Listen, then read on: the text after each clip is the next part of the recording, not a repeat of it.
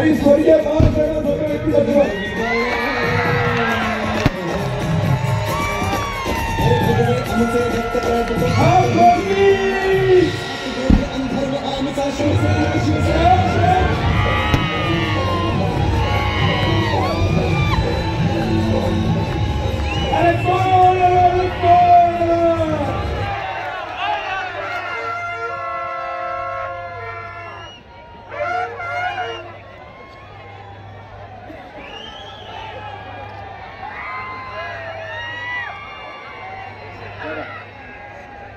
जमलेल्या माझ्या तमाम महाराष्ट्र प्रेमी बांधवांनो, भगिनींनो आणि मातांनो,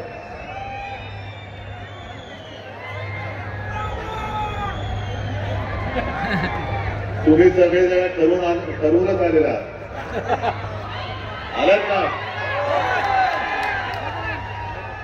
आणि तुमच्या समोर मी दीपक आबांना सांगतोय की तुम्ही इथल्या सगळ्या तालुक्याचा पाडा वाचला, पण हे निवेदन मी आता हातामध्ये घेणारच नाही. तुम्ही आमदार होऊन विधिमंडळामध्ये आल्यानंतर जर तुम्ही मला हे दिला तर मी सगळ्या गोष्टी मंजूर करणार. बरोबर ना? आता तुमच्या वती आहे की तो कामाला पाठवायचं की नाही. तुम्हाला पाठवाच लागेल, पाठवाच लागेल. पण एक काम करायचं, मला सांगा जरा रेल्वेमध्ये कोणाची ओळख आहे का? एक तिकीट पाहिजे पाहिजे आहे कोणाची ओळख? 23 तारखेचं एकच तिकीट पाहिजे आणि ते सुद्धा गुवाहाटीचं. परत जाऊ दे नका, गाडी उडू बसा तिकडे, झाडं बोलत बसा.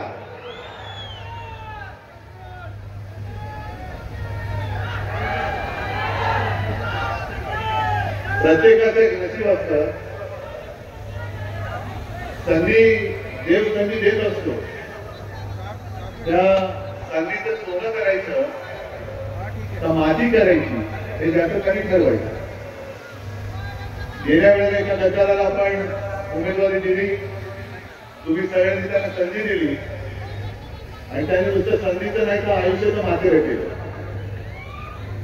किती महाग म्हणजे किती महाग असायला पाहिजे. लय म्हणजे काय एकदमच लय. पण ज्यांनी त्यांना मोठेपण केलं होतं त्यांना माहिती नव्हतं की हेच सगळेजण त्यांचा मास्क सुद्धा उतरू शकतात. मी आलोय त्यांचा मास्क उतरवायला आलेलो आहे. मी आलोय गद्दारांना गाडायला आलेलो आहे. आणि मी आलोय ते गद्दारांच्या छाताडावरती पुन्हा एकदा भबा गोवायला आलेलो आहे. अरे गद्दारांना काय म्हटलं? ते गद्दार म्हणजे काय सगळे लोक गद्दार? पण महाराष्ट्राचा इतिहास आहे, महाराष्ट्र कधी गद्दारांना क्षमा करत नाही. आणि या गद्दाराला सांगायचे इथला डोंगर तू पाहिला, पण इथल्या रायगडाचे टक्का काय पाहिलं हे तुला 23 तारखेला दिसणार आहे. त्या टकमक तोफावरनं हे सगळेजण कसं तुझा राजकीय कडवट करतील ते बघ. आणि मग तुझी जी काय मस्ती होती, काय नव्हतं दिलं, सगळं दिलं होतं. आणि प्रामाणिकपणाने सांगतो की खरं म्हटलं तर गेल्या वेळेलाच मी दीपक आबांना उमेदवारी देणार आणि त्याचं आपलं बोलणं झालं.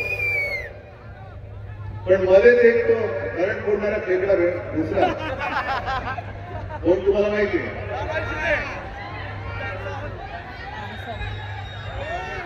आणि त्यांनी सांगितलं की साहेब माझा ऐका, हा 100% निवडून येतो. म्हणजे ठीक आहे.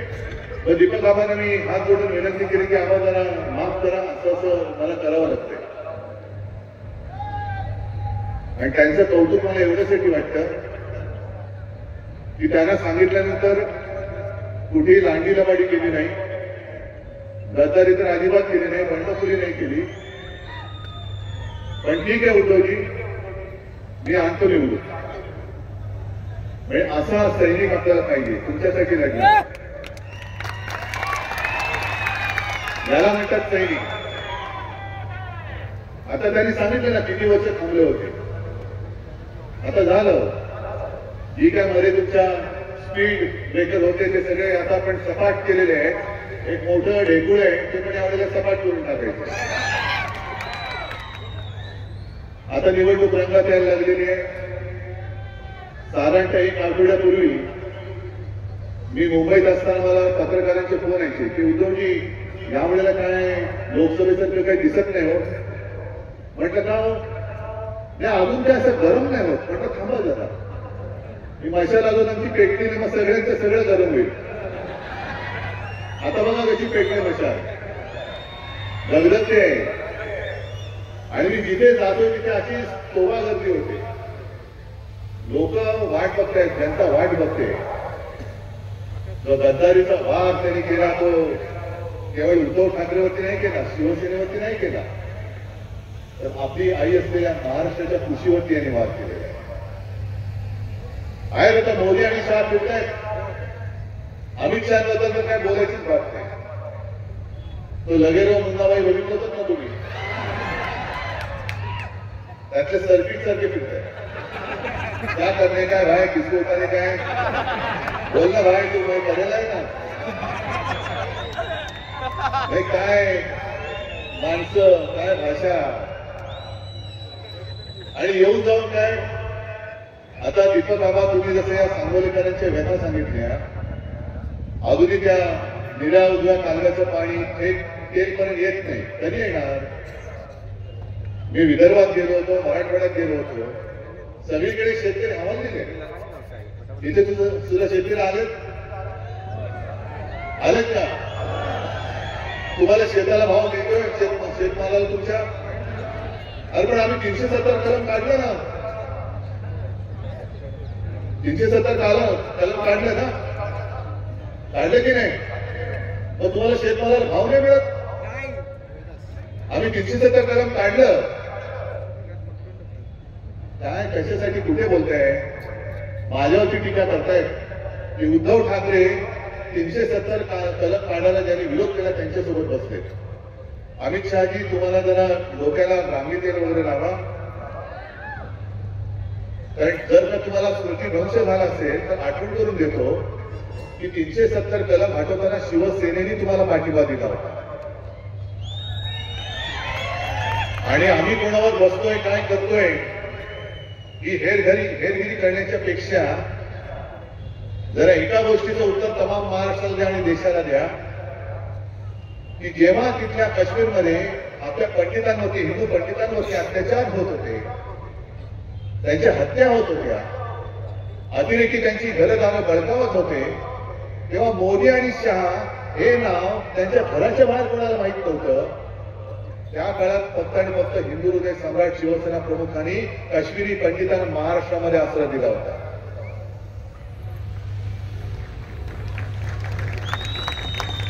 काय पंतप्रधान नव्हते बाळासाहेब. आणि मग तुम्ही 370 कलम काढल्याचा जो काही डंका पिकताय माझ्या इथल्या ताणलेल्या शेतकऱ्यासमोर, माता भगिनींसमोर. 370 कलम काढून किती वर्ष झाली? त्यावेळेला जेव्हा आपल्याकडे काही नव्हतं तेव्हा काश्मीरी पंडितांना महाराष्ट्रात आसरा दिला. मग पंतप्रधानपदी मोदी बसलेत, गृहमंत्री म्हणून अमित शहाजी तुम्ही बसलात. 370 कलम काढल्यानंतर किती काश्मीरी पंडितांना पुन्हा तुम्ही घरी घेऊन गेलात हे मला आधी पहिले सांगा, मग तुमचा डंका पिटा. आज महाराष्ट्राची जनता रोजगार मागते, तुम्ही सांगता 370 कलम काढलं. महाराष्ट्राची जनता हमीभाव मागते, शेतकरी हमीभाव मागतोय, तुम्ही सांगताय राम मंदिर बांधलं. राम मंदिर बांधताना आम्ही नव्हतो तुमच्यासोबत. मी मुख्यमंत्री होण्याच्या आधी देखील गेलो होतो आणि मुख्यमंत्री झाल्यानंतर सुद्धा काँग्रेसच्या मंत्र्यांना घेऊन मी राम मंदिर मध्ये गेलो होतो. पण तुम्हाला सगळ्यांना काहीतरी असं हसवायचं, पुन्हा हिंदू मुस्लिम वाद आणायचा, तर आपण काहीतरी थोडस एक भान आपलं हरपतं आणि पुन्हा त्यानंतर डोक्यावर घेऊन बसतो. इथले जे मूलभूत प्रश्न आहेत त्याच्यावरती काय नाही बोलत. एक साधा प्रश्न मी तुम्हाला विचारतो, मुंबई पासून सांगोला किती लांब आहे ना? मग एवढ्या लांब असलेली मुंबई कोणाच्या घशात घालतायत?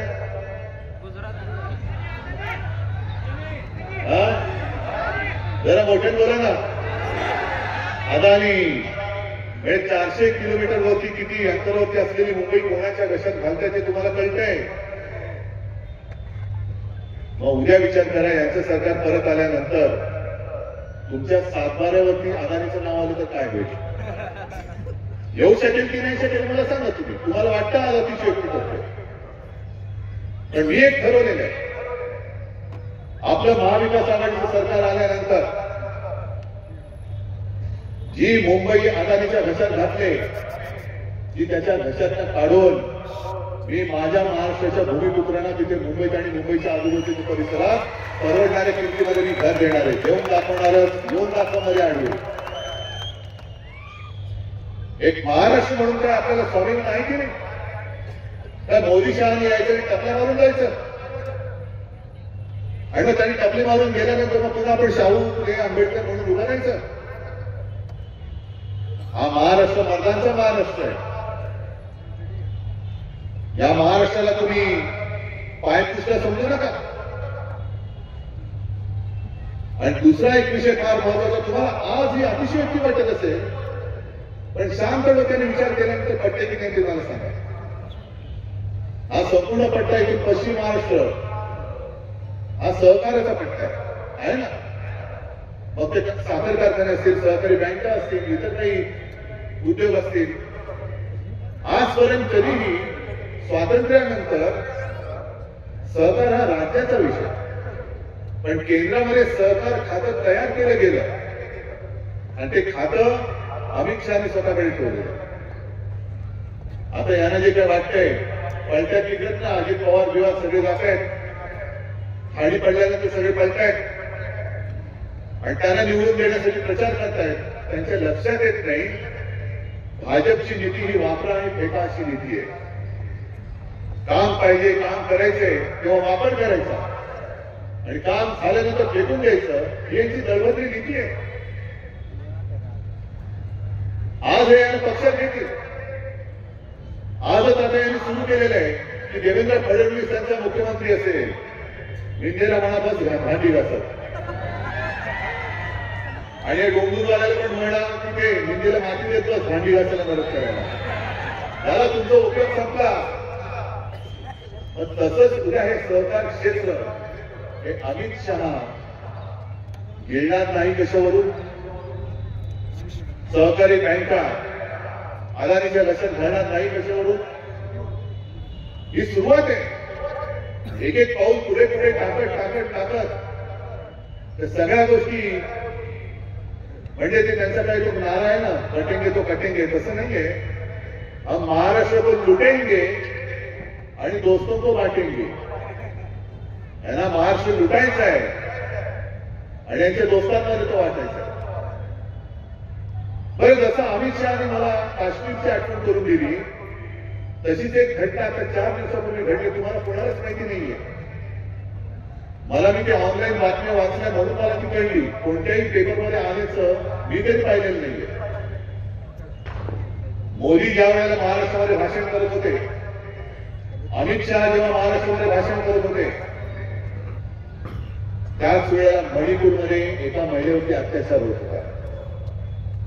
31 वर्षाची आदिवासी महिला, 3 मुलांची आई, घरामध्ये घुसलेलीचा अत्याचार केला आणि अत्याचार केलाय कमी पडले की काय म्हणून तिला जिवंत जाळून टाकण्यात आले. जिवंत जाळून टाकण्यात आले. तक्रार कोण घेणार? कोणाची हिंमत आहे? तक्रार झाली, आरोपींची ओळख अजून पटलेली नाही. आणि अमित शहा, तुम्ही देशाचे गृहमंत्री आहात, तुम्ही गृहमंत्र्यासारखं वागलं पाहिजे. तुम्ही उद्धव ठाकरेला संपवण्यापेक्षा मणिपूरमध्ये जाऊन जे हिंसाचार करतात ना, त्याला संपवून दाखवा. मणिपूरचा हिंसाचार थांबवून दाखवा. काश्मीरचं जे तुम्ही आम्हाला सांगताय 370 कलम, अजूनही तिकडे अतिरेक्यांचे हल्ले होत आहेत, आपल्या सैनिकांवरती होत आहेत. ते हल्ले अजूनही थांबलेले नाहीयेत, ते पहिले थांबवून दाखवा. जर हे तुम्हाला जमत नसेल तर मी मोदींना सुद्धा सांगतोय, सोडा पंतप्रधान पद. तुम्हाला देशापेक्षा राज्याच्या निवडणुकीमध्ये तुमचा पक्ष जिंकावा हे महत्वाचं वाटत असेल तर पंतप्रधान पद सोडा, गृहमंत्री पद सोडा. आणि जसं आम्ही फिरतोय आमच्या पक्षाचे स्टार प्रचारक, तसं मोदी आणि शहाने भाजपचे स्टार प्रचारक म्हणून फिरलं पाहिजे. कुठे आमच्या तुम्ही मन की बात करताय, आम्ही जन की बात करतोय, जनतेची गोष्ट आम्ही करतो आहोत. हे खोकेवाले धन की बात करताय, मी जन की बात करतोय. हा फरक आहे त्यांच्याकडे आपल्याकडे. आणि इथे जे कोणी अपक्ष उभे राहिले, महाआघाडीचा उमेदवार एक आणि एकच आहे, दीपक आबा यांच्या हातामध्ये मसाले. बाकीच्या बंडखोऱ्यांना अपक्षांना दूर घालायचं नाही. मी तर म्हणे तुम्ही महायुतीला मदत करायला आम्हाला अपशकून करता आहात, अपशकून करू नका. महाराष्ट्राचे शाप तुम्हाला लागतील. आहे ना, प्रत्येकाला त्याचं जे द्यायचं ते देत आलेलं आहे महाराष्ट्र. पण महाराष्ट्राच्या पायावरती हा धोरणा काढू नका. जेव्हा आपलं सरकार होतं आणि मी मुख्यमंत्री होतो, मला तुम्ही सांगायचं एक तरी उद्योग इथून गुजरातला मी निवडून दिला होता, एक तरी रोजगार इथून गुजरातला त्यांची नेण्याची हिंमत झाली होती. यांनी सरकार पाडलं ते एवढ्यासाठी पाडलं, आज यांना शिवसेनेतून गद्दारी केलेला माणूस मुख्यमंत्री म्हणून चालतो का? कारण तो त्यांचे बूट चाटतोय, तो त्यांच्यासमोर शेपूट हलवतोय. पण उद्धव ठाकरे त्यातला नव्हता. कारण मुख्यमंत्रीपद गेलं तरी बेहत्तर, पण मी महाराष्ट्राची बेईमानी करणार नाही. आज जर कोणाला असं वाटत असेल की मला पुन्हा मुख्यमंत्री पदाची स्वप्न पडतायत, मला माझ्या महाराष्ट्राची स्वप्न पडतायत, मला माझा महाराष्ट्र डोळ्यात देखत लुटला जातोय हे बघवत नाही, म्हणून मी ती सगळी सत्ता असो किंवा भाजप असो त्यांना लाच मारून मी तुमच्यासोबत तुमच्यासाठी लढायला उभा राहिलेला आहे. कोणीतरी पाहिजे की नको? सगळे जर का लाचार झाले तर मग महाराष्ट्र कोणाचा नाही? छत्रपती शिवाजी महाराज, शाहू फुले, आंबेडकर यांचा महाराष्ट्र राहणार का मोदी, शहा आणि अदानीचा महाराष्ट्र होणार? हे ठरवणारी ही निवडणूक आहे. हे ठरवणारी निवडणूक आहे. अजूनही इथे तुम्ही काय काय सांगत होता, डाळिंब प्रक्रिया प्रकल्प पाहिजे, दुधाचा पाहिजे, याचा पाहिजे, का झाले नाहीत अजून? MIDC तरी आहे, बंद पडले. तर तुम्ही कुठे जाणार उद्योगाला? गुजरातला? हा, मोदी आले का सांगा, सगळे आदर द्या, आम्हाला पण घेऊन जा अहमदाबादला. नाही, सुरतला गद्दार जातात. आणि म्हणून मी ठरवलंय, तुम्ही बोलत बरं झालं, सुट्टीची आठवण केली बरं झालं. मी तर ठरवलेलं आहे, तुम्हाला मंजूर आहे की नाही सांगायचं. आपलं सरकार आल्यानंतर मी महाराष्ट्राच्या प्रत्येक जिल्ह्यामध्ये छत्रपती शिवाजी महाराजांचं मंदिर बांधणार आहे. मंजूर. आणि फक्त महाराष्ट्रात बांधून नाही थांबणार, मी सुरतेला सुद्धा महाराजांचं मंदिर बांधणार आहे, सुरतेमध्ये सुद्धा. मग तुम्ही माता भगिनी इकडे मोठ्या प्रमाणात जमल्यात त्या म्हणतील हे सगळं ठीक आहे, आमचं काय, आम्हाला बरं की 1500 रुपये मिळत आहे. बरे का हो? 1500 मध्ये घर चालतंय? काय मिळतं 1500 मध्ये? डाळ, तांदूळ, साखर, तेल, काय मिळतं?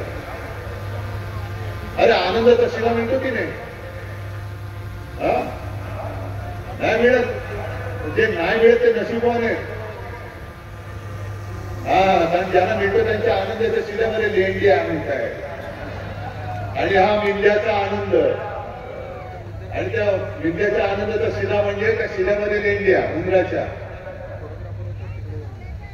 आणि म्हणून आणखी जे आपण ठरवलेलं आहे की आपलं सरकार आल्यानंतर महागाईने सगळे तुम्ही जे बेजार झालेला आहात, जीवनावश्यक 5 वस्तूंचे भाव आपण पुढची 5 वर्ष स्थिर ठेवून दाखवणार, म्हणजे दाखवणारच. आणि ते सुद्धा शेतकऱ्याचं नुकसान होऊन न देता, अजिबात होऊ देणार नाही.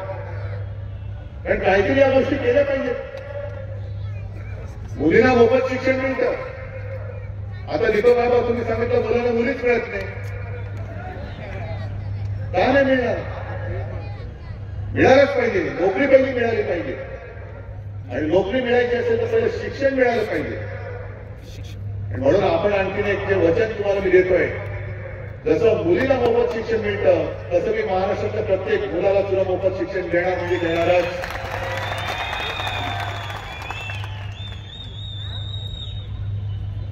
आम्ही देतोय काय? तर मी मुख्यमंत्री असताना एका तरी शेतकऱ्याने माझ्याकडे मागणी केली होती की आम्हाला कर्जमुक्त करा. कोणीच केलेली नव्हती. पण मी माझं कर्तव्य बजावलं आणि नागपूरमध्ये जे पहिलं अधिवेशन झालं त्या अधिवेशनामध्ये नुसती घोषणा नाही केली, 2 लाखापर्यंतची कर्जमुक्ती तुम्हाला मिळाली होती की नाही हे तुम्ही मला सांगायचं. हे करून दाखवलं आपण. 10 रुपयामध्ये शिवभोजन नुसतं अनाऊन्स करून नाही थांबलं, चालू केलं. कोरोनामध्ये 5 रुपयात दिलं, काही काळ मोफत दिलं. हे सगळं करतोय कारण मी परवाकडे विदर्भात होतो आणि तिथे गाडगे बाबा, गाडगे बाबांचं सांगायचं तर माझ्या आजोबांनी त्यांचं चरित्र लिहिलंय. आणि गाडगे बाबा माझा तेव्हा जन्मही नव्हता झालेला. अगदी आपले शिवसेना प्रमुख पण ऐन तरुण वयातील असतील. त्यावेळेला गाडगे बाबा हे आमच्या घरी यायचे. पण आजोबा नेहमी सांगायचे की घरी आले तर आतमध्ये येऊन सोफ्यावरती नाही बसायचे. दरवाजाच्या बाहेर पाठीकडनं दरवाजाच्या बाहेर तिकडे उभे राहायचे आणि माझ्या माला हात मारायचे. अगं सुनबाई काहीतरी भाकर तुकडा असेल तर दे. आता गाडगे बाबा आले, आत या. नाही नाही मी इकडेच आहे. मग माझी काहीतरी स्वयंपाकायला लागायची. तुला नाही आता नाही, तुझ्याकडे शिळं पात्र काय असेल तर दे. तुम्हाला शिळं कसं देणार? नाही मला तेच पाहिजे. ठीक आहे, काय घरातलं असेल ते त्यांना द्यायची. ते बाहेर घराच्या बाहेर झाडाखाली बसून खायची आणि निघून जायची. पण त्या गाडगे बाबांनी जी आपल्याला एक शिकवण दिली, आज देखील राजकीय पक्ष नुसते बोलतायत जाहीरनामा म्हणून, पण देत कोणीच नाही. गाडगे बाबांची कशी सुचली होती की जो भुकेला असेल त्याला अन्न द्यायचं, तहानला असेल त्याला पाणी द्यायचं, ज्याच्याकडे कपडे द्यायचे त्याला कपडे द्यायचे, बेघराला घर द्यायचं, तरुणांना रोजगार द्यायचा, तरुण तरुणीची लग्न लावून द्यायची. एवढी मोठी शिकवण आपल्या संतांनी तेव्हा सांगून गेले. कोण होते गाडगे बाबा? त्या उमेदवार होते. काय होतं त्यांच्याकडे आणि काय करायचं होतं त्यांना? पण ही माणुसकीची जी काय शिकवण आहे, ही माणुसकीची शिकवण हे आता विसरलं. धर्माधर्मामध्ये मारामाऱ्या करून, आगी पेटवून निवडून येण्याची जर काही स्वप्न होत असतील तर यांचं हिंदुत्व मी हिंदुत्व मानायला तयार नाही.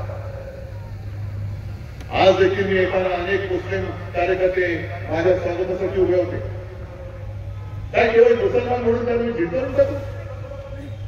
मग भाजपला मी सांगतोय, तुम्ही तुमच्या पक्षामध्ये दरवाजावरती बोर्ड लावा आणि तुमच्या पक्षात जेवढे मुस्लिम असतील त्यांना सांगा तुम्हाला भाजपात स्थान नाही, जा बाहेर. करताय? आणि शिवसेना प्रमुखांचे विचार मी सोडले. काय शिवसेना प्रमुखांचे विचार होते? त्यांच्या भाषणातले एक तरी वाक्य मला काढून दाखवा की या देशातले सगळे मुसलमान देशद्रोही आहेत असं ते बोलले आहेत, असं एक तरी वाक्य काढून दाखवा. कधीच नाही बोलले. जो या देशाला आपला देश मानतो तो माझा आहे, तो जातीपाती धर्माने कोणी असेल तर या देशाला आपला मानतो तो माझा आहे, ही शिकवणूक शिवसेना प्रमुखांनी आम्हाला दिली आणि तोच विचार घेऊन मी पुढे चाललो आहे. काय चुकलं माझ्या याच्यामध्ये? काय चुकलं? आणि कोणत्या बाळासाहेबांचा मी विचार सोडला? वाटतंय तुम्हाला? एक तरी विचार सोडला असेल तर तुम्ही सांगा. पण बाळासाहेबांनी असाही विचार कधी दिला नव्हता की लाथा मारल्या तरी चालतील पण भाजपची पालखी व्हा. नाही, लाथ मारण्याचा प्रयत्न केला तर तांगडे काढून हातामध्ये देऊ. हा बाळासाहेबांचा विचार आहे. ज्या वेळेला तुम्हाला कोणी महाराष्ट्रामध्ये ओळखत नव्हतं तेव्हापासून, म्हणजे कधी साधारणतः 85-90 सालापासून कोणी भाजपला ओळखतच नव्हतं. त्या वेळेला जर भाजपाला आपण खांद्यावर घेऊन फिरलो नसतो तर आज आपले डोक्यावरती बसलंच नसते. पण त्यांच्या लक्षात नाही खांदा दोन प्रकारे देतात. एक खांद्यावर घेता येतं आणि दुसरा खांदा देता येतो, द्यावा लागतो. तो या निवडणुकीत आम्ही तुम्हाला देणार आहोत, या निवडणुकीत देणार. 50 खोके तर आता सुटे पैसे झाले त्यांचे. 50 खोक्यामध्ये तुम्हाला विकत देऊ शकतात ना रे?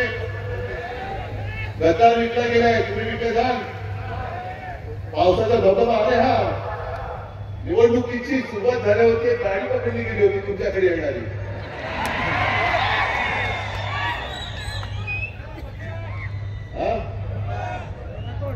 कोणाची होती गाडी? असं मी ऐकलंय, खरं खोटं माहित नाही. असं ऐकलंय की त्याच्यात 25 कोटी होते पण 5 कोटी दाखवले गेले. मला माहित नाही कोणाची गाडी होती, आपण नाही बाबा, आपल्याला नाही माहिती. आता बाकीचे 20 कोटी इकडे टोचले असतील, मला नाही माहिती. कदाचित ते तुम्हाला वाटतील, मला माहिती नाही. पण हा हरामीचा पैसा घेऊन तुम्ही तुमचं आयुष्य विकणार आहात का? आम्ही तुम्हाला काहीतरी देतोय. जसं मी तुम्हाला सांगितलं की महिलांची जी आज 1500 रुपयाची जी योजना आहे, यांनी बरोबर निवडणूक आयोगाच्या माध्यमातून ती बंद करून टाकली. मी तुम्हाला दाखवलं की आम्ही तुम्हाला देऊ इच्छितो पण आम्हाला हे देऊ देत नाही. आम्ही तुम्हाला वचन देतोय. अरे 1500 काय, आपण आपल्या सरकार तुम्हाला 3000 रुपये देईल. अनेक जे बेरोजगार तरुण आहेत त्यांना रोजगार मिळेपर्यंत, परवा राहुल गांधीजींनी सांगितलं ना, रोजगार मिळेपर्यंत दरमहा 4000 रुपये आपण त्यांना देऊ.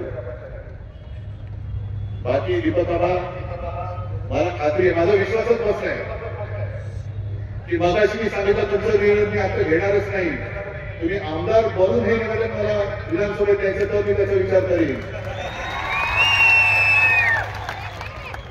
आणि माझा विश्वास बसलाय या सगळ्या लोकांनी ठरवलं, तुम्ही आणि तुमचं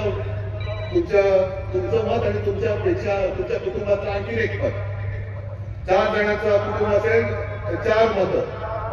मग तुमच्यासोबत जे इथे आलेले आहेत ते तुमचे मित्र, त्यांचं मत, त्यांच्या कुटुंबियांचं मत.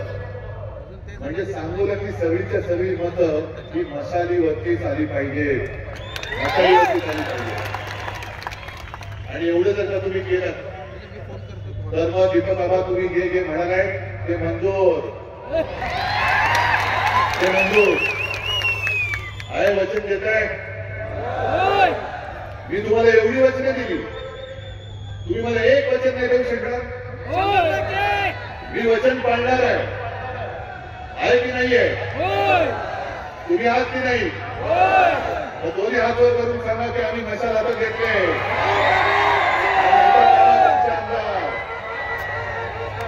आता ठरलं, विजयाची जबाबदारी तुमच्यावर. जय हिंद.